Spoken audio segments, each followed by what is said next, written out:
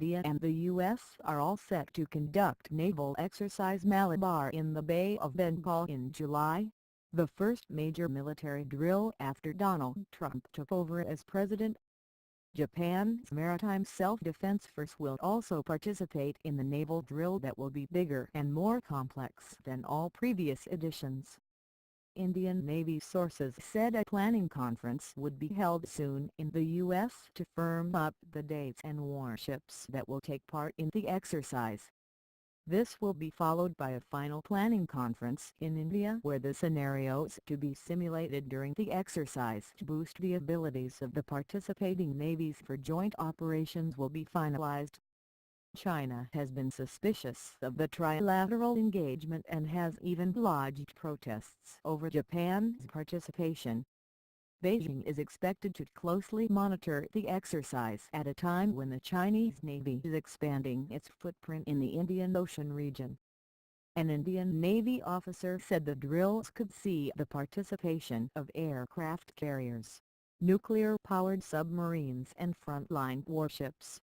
He said the P-8I and the P-8A submarine hunter planes of the Indian and U.S. Navies would also be involved in the drills, simulating anti-submarine warfare missions. The two simultaneously inducted the P-8 platform, a military derivative of Boeing's 737-800 commercial aircraft, and christened P-8A for the U.S. Navy 4 years ago. The exact composition of the participating units will be known after the final planning conference is over. But the drills will be more complex than any previous engagement, he added. In 2015, India and the U.S. renewed a significant pact to deepen bilateral defense cooperation in several security-related areas.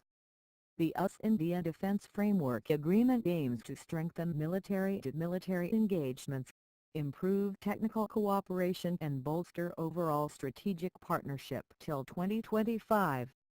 India and the U.S. are in the final stages of operationalizing the Logistics Exchange Memorandum of Agreement (LEMOA) that sets down the guidelines for the two militaries to share each other's assets and facilities for repair, maintenance, supplies and training on an equal value exchange basis.